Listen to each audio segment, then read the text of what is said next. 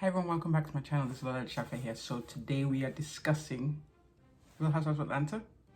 And it's, of course, Porsha's family matters, blah, blah, blah. This is ROBE-GATE. Question now is, what the hell is going on with ROBE-GATE? Like, why? Why are we talking about this? What's going on?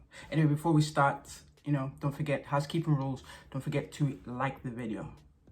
People, you've been doing great so far. Keep it up. The algorithm likes the thumbs up. So please, as you enter, hit the like button. If you've suddenly discovered me and for the first time you're seeing my face and you think it's interesting, subscribe button is right below the screen here. Hit subscribe and continue to watch. You're going to have lots of fun stuff coming on. Anyway, let's go right into it. Don't forget to drop a line. I'm there lurking in the comments to see something. Positive, negative, welcome. Sometimes I get stuff from you all, give me feedback and I take it in good faith. So let's start. So this is ROBE-GATE. I think the real title of this episode was, Not Without My Robe. Anyway, so the opening scene starts with, Lauren, Porsha's sister, as we know, as well as her cousin, 7 times removed, I think, on her father's side. So already we can see that this series is now beginning to, because in the beginning I was like, yeah, why do they keep talking about father side, mother side? So they're trying to split the lines, mother side, father side.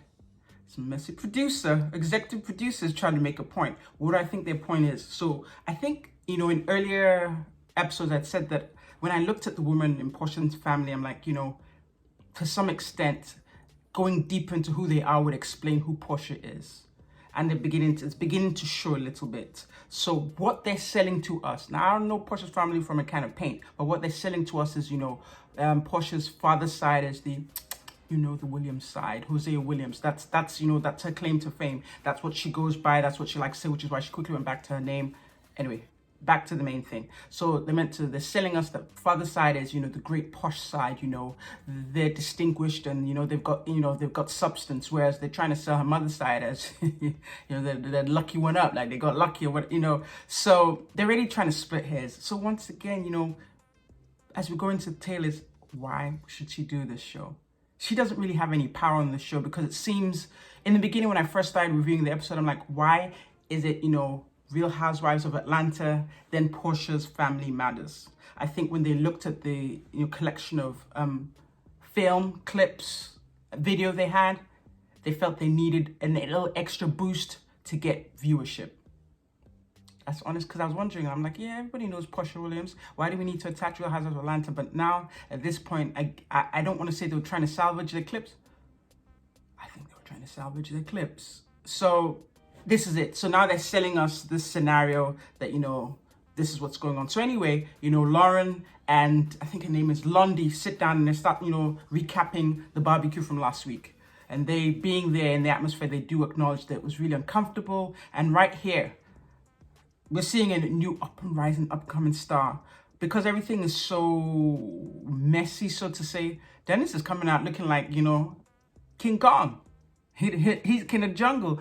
And I say this because, Dennis is definitely being himself, authentically being himself, rough around the edges, came with some money, he's got some business sense, does that.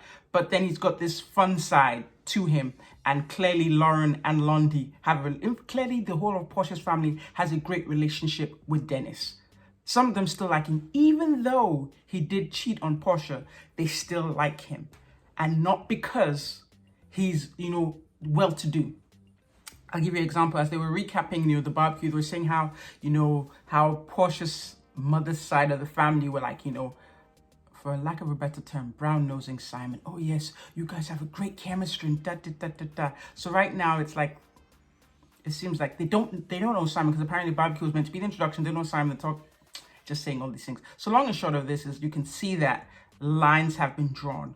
Clearly, at this point, or at least in this clip, it looks like both Londi and Lauren kind of prefer Dennis. They actually feel for Dennis. They're sympathizing with Dennis. And so they want to make sure he comes along this trip, being that, their niece, he's the father of their niece. So they want to keep things going. And so they start talking about what they're going to plan and do. And so they come up with this, version of let's go take the robe. And this is the robe that Dennis has been talking about that's in Porsha's house that Porsha has refused to return.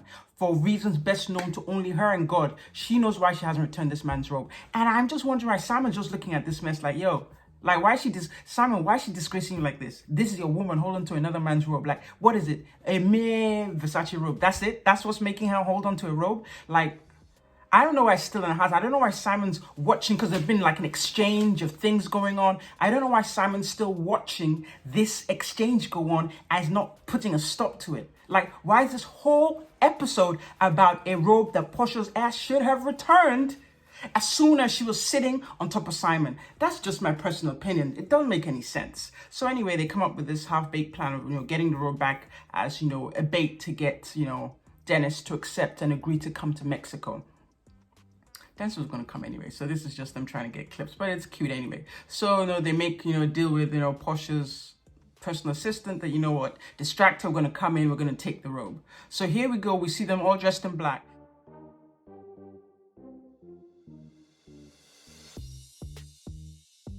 Now, this is like, stripper version of Ocean's 11, One person's in all black. Okay, it's cute. She's got like a see-through net top with some boots, some high heel boots. That's what you want to do, Ocean's 11 action with high heel boots. And the other one is in, booty shorts, like, Princess Tatiana. Like, it's all just to make it interesting. So they come in their stripper version of Ocean's 11. They find the robe. And what's odd is the robe was, I won't say it was in plain sight, but it was in her room, comfortably in her room. Yo, we need to get to the bottom of this. Porsha, if you're not done with Dennis, go back to Dennis and what is this? How much more money do you want to spend? You're making your own money. Why I don't understand. Like, yes, I do believe Dennis hurt your feelings. He did wrong. But just running to another man and insisting that's where you want to be, but yet you won't let go of him. Yes, I know he's the father of your child, but this is, I don't know if it's for the sake of, reality TV, but it's just, yeah, what did we say the other week? Like, we called him the messy trio. I'm not calling him Menage a Trois, but I'm calling it the messy trio. Like, yo, let go. What's that Disney song about let go? Let it go. Simon, don't let this continue. Simon, don't let this continue. This is not making you look good out here in these streets. Out here in these streets, we're looking at you and one eye like, sir, really? Anyway, let's continue. So next scene we have is breakfast. Is with Porsha preparing for her man, Simon, and her mother's there. Sis says she won't make Nigerian breakfast. Let me tell you something, sis. A Nigerian breakfast is really an English breakfast. We like baked beans, omelets with sausages and bacon. There's no magic to it. The only difference is we sprinkle a little bit of pepper in the omelet. That's it. This one of, yeah, do we do plantain? But look, if you want a Nigerian breakfast, anyway, and if you actually want to go like Nigerian, it might be yam and egg. But you do your best. You did your best. You cut up like, almost 10 Scotch bonnets into that omelette. That omelette must have been fire. But anyway, I digress. So she's preparing the breakfast, omelets, plantains, and I think she had bacon in there. And Michael Bruss said that, he's recapping in the confessional how he's never really been taken care of. That, Porsha's the first woman who's taken care of him and he hasn't had to take care of her. So this is what I want to say. Simon, one, if this is true, that you feel like in all your relationships you've never been taken care of, what you might want to look inwards is to yourself. Who are you showing up as that nobody wants to take care of you? That you're the only one doing the caring? By caring, you most likely mean putting money down. But it's like, as a businessman, if this is an exchange, if you're putting money down to support whoever's lifestyle, the women in the past, what are they giving in return? You're a businessman. It's give and take. You never just give and don't take. So to some degree, I'm not buying it. I'm sorry, I'm not buying it. So I think it's sad that you feel the need to put other people down, in your past relationships down, to lift her up. The other relationships didn't work. Doesn't mean that those were bad women. I don't know them. The only one we know of on the camera was Fallon. And Fallon hasn't really said anything bad about you, so to say. She just kind of speculated and just left it where it is. But I hesitate to say that if this woman, Fallon, was caring for your children, that wasn't her giving back. If she was taking care of the household, that wasn't her giving back. So I'm still very confused as to what you consider as no one really taking care of you. But of course, it's your experience to, narrate, so I can't argue with it, but I just look at it when I started like, nobody was taking care of you. Okay, so Porsha's taking care of you. But really, is she? She fried up some eggs for you. Or maybe, truth be told, she got you on TV. I'm not saying it, that's what the streets are saying. Don't shoot the messenger. The streets are saying that, you know, you up there because you want to be on TV. Anyway, let me know, I digress. But yeah, I just don't really agree with, you know, putting the other relationships down. I don't know them. You probably even should bring them up, but just to say, or maybe you just got carried away. Maybe producers asked you a certain type of question, it was cut that way. But yeah, like everyone knows. I think, yeah, the streets say that when you get with someone with a man of means that you guys didn't build up together, there's a certain amount of what's the word I want to use? Pandering. That's the word I'm looking for. There's a certain women who do this, who go with men with means, and they didn't build this means together. They know they have to pander to the man's ego to get what they want. So there's no way, I'm sorry, there's no way that the other women in the past did not do what Porsha's doing and then some. That's just my opinion. Anyway, let's keep this going. So, trip day, they're going to Mexico. Everybody's going, everyone's excited. We already had the van split up. Father's side, mother's side, there we go. Porsha's mom's not coming. Woohoo! Nobody, I mean, I think they think we want drama, we really don't. Or maybe we do, I'm confused. But Porsha's mom not coming is not a bad thing either way we look at it. So they get ready, they get on plane, you know. Dennis is a big part, and I think the producers understand this. So they're probably pushing Dennis more and then Lauren and them are pushing. Like, producers understand that Dennis, because the thing is, when you do reality TV, there's an authenticity that's required that carries over to pull the public in and be interested in what we're watching. Honestly, we look at Simon, we're like, we look at Porsha, we're like, right, sis. And so, in the third, you know, moniker is Dennis, and it really looks like he's giving what we need, and not because he's doing anything special, but he's just being himself, comfortably being himself, and he's winning in this situation right now. We've said it. Why did they do this show? At this point, the person winning is Dennis. He's coming across very likable, funny, fun, and we can almost see why, you know, Porsha liked him. Apart from the fact that he had a fat wallet and had some means and didn't have any kids, he actually seems like a fun guy, like really funny. So we're beginning to see what Porsha saw in him. That's giving him points. Like, if he started off the show as the underdog, like, yo, you got slid, that someone snatched your girl underneath your nose and blah, blah, blah. Now we're looking at her like, yo, sir, you were lucky. Even though the guy cheated on this poor lady while she was pregnant, we're sympathizing with Dennis now. We're like, look at G. We're actually saying, yeah, we feel you. I'm not, and that is life. When the tables turn, the tables turn. He's just and people, be yourselves. Just present yourself. Are we perfect? No, we're not perfect. I think what's refreshing, if I steal somebody's term, what's refreshing about this is we know Dennis is not perfect. We've seen him make mistakes in front of us. Well, not in front of us, but at least in front of TV. We've heard things. But still, he's coming across as likable. He can't do no wrong because we already know we already know what he's done. So all he's doing is redeeming himself. Dennis, you're doing great. This is great for your character and for your, what do you call those poor young ladies that are misguided and following you? You call them work. Your work homies, your work colleagues, you're going to get quite a Rolodex. And on top of that, he's a businessman. His businesses will do well. And he might be, you know, people be open to doing more business with him because he's personable and it's coming across the camera. Dennis, nice one. So scene comes, they call him, Lauren's calling that, yo, are you coming? He's still playing games like, yeah, I think I'm coming. Then he goes shopping with his mama, Gina, to get the crystals. So we know he's coming.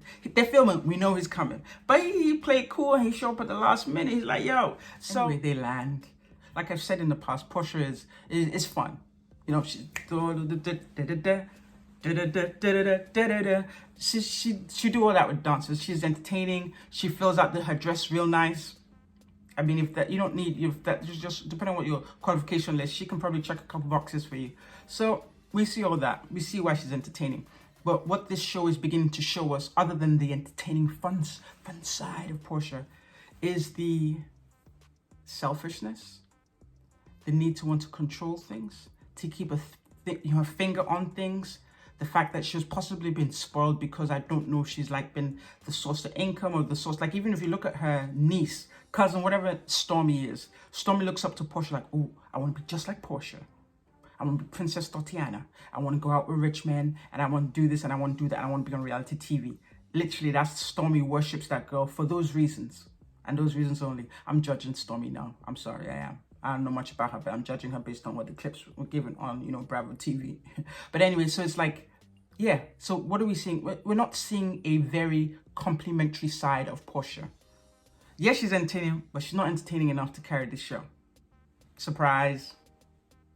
Surprise to Real Housewives of Atlanta fans who thought, Porsha could carry a show. She's not entertaining enough to carry this show because she's not carrying it. Dennis is bringing a good bit of it. And then we're kind of looking like, when you watch a car crash, like roadkill, because the people in between or around her, giving us these little whispers of how selfish she is, how self-centered she is, how she just wants yes men around her.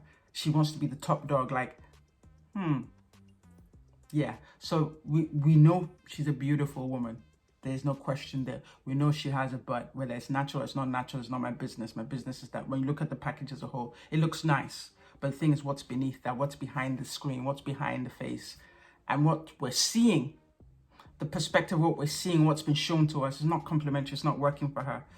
Sis, if they offer you a second season, I won't take it. But that's just me. I'm mind my business. You can do what you want to do, and I might look and I might not. But yeah, so the purpose of the show, it's not really working for her now. And so going on, we see her dance, and so Lauren, as we can see, she's not, she's a Dennis sympathizer, and I understand it's like they had like a brother-sister relationship, and I'm with her. Like I said before, if he's not really harmed your sister, so to say, your sister has moved on, there's no harm in continuing this fun relationship. So she gets a suite with 3 rooms that's going to be her, Lundy, and Dennis. And Dennis is like, in God's name, what are you people thinking? I'm a grown-ass man. I want to bring some work to the suite, but you want me up underneath you just to watch me. It's cute. It's cute that she feels comfortable enough to do dumb stuff like that. It's cute. So anyway, they get into the apartment. She shows the different rooms. Of course, being the one who set up the trip, she gives herself the best room of all. Her room has an infinity pool upstairs in the penthouse. Come on now.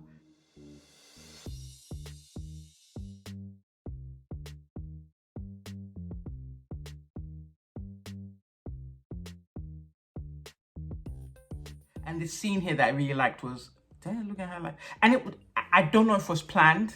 I really don't know. One of the producers could have whispered in his ear, told him to do something, but it just appeared to be so spontaneous. We're like, my G, like, you got this? And all of a sudden, he starts to take off his shirt. He's in his shorts, and he carries the girl, throws on the pool, and jumps in. I thought that was really cute. That is a real sibling moment, and it was a feel-good moment.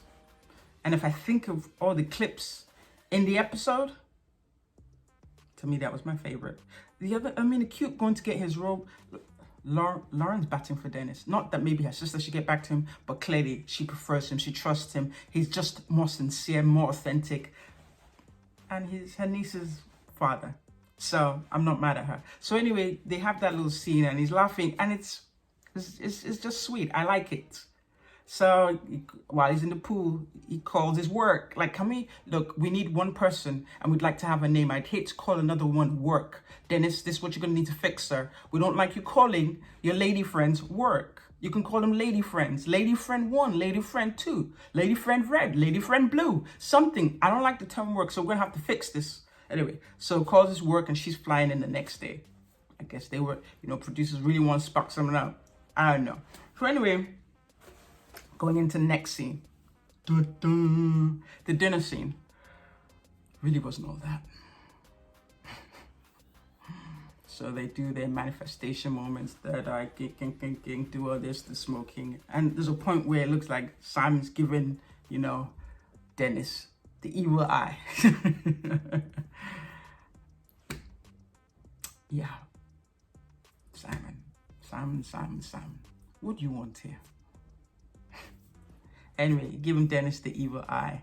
And then robe fiasco ensues. They discuss, And you know what? There's one thing that Porsha understands.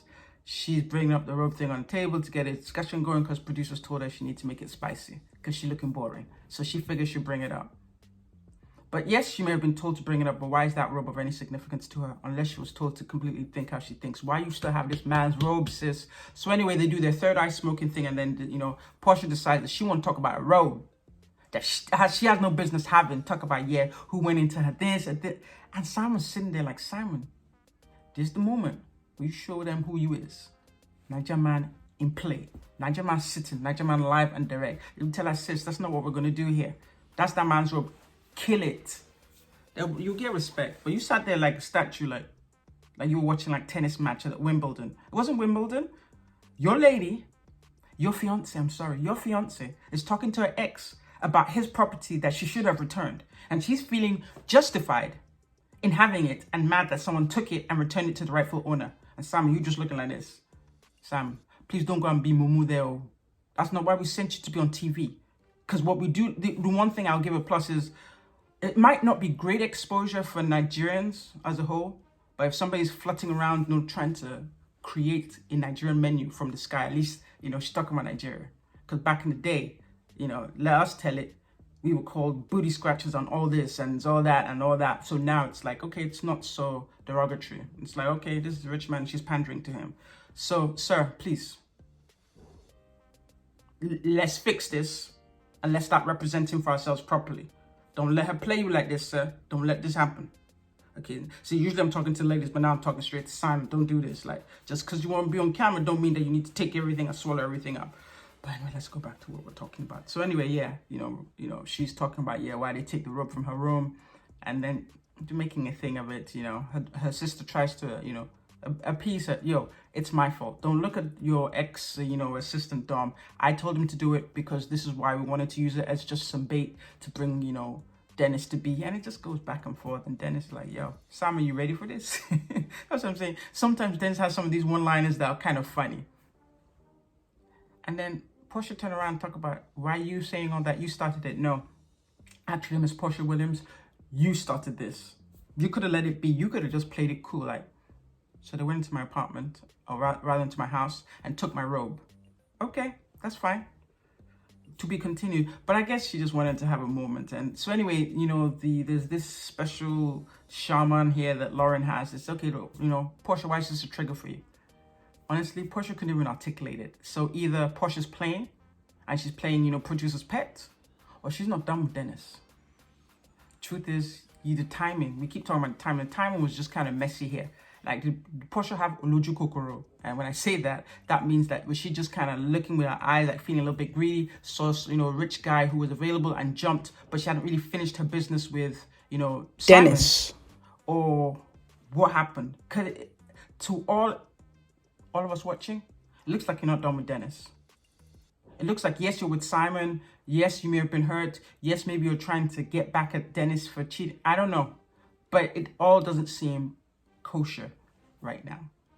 So yeah, what is your trigger? Talk about it. It's the principle of it, and it's this, and it's this. It's a robe, and it's not yours. End of story. I think it's that simple. Like, and I know you're used to reality TV where they make more, you know, a mountain out of a molehill, but yeah. So my advice to you is, when these cameras, well, the cameras have stopped, take a minute. I didn't say break up with Simon. I didn't say return the ring, but really ask yourself, what do you really want? You know, if it's money you want, you were making money.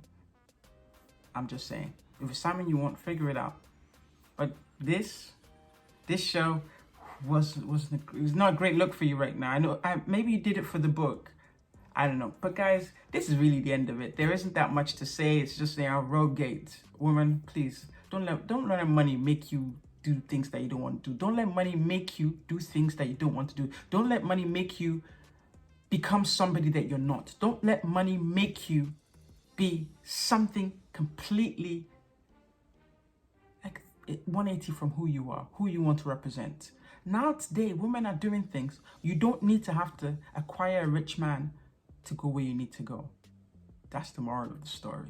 Be you, embrace you, love you, and get your hustle on.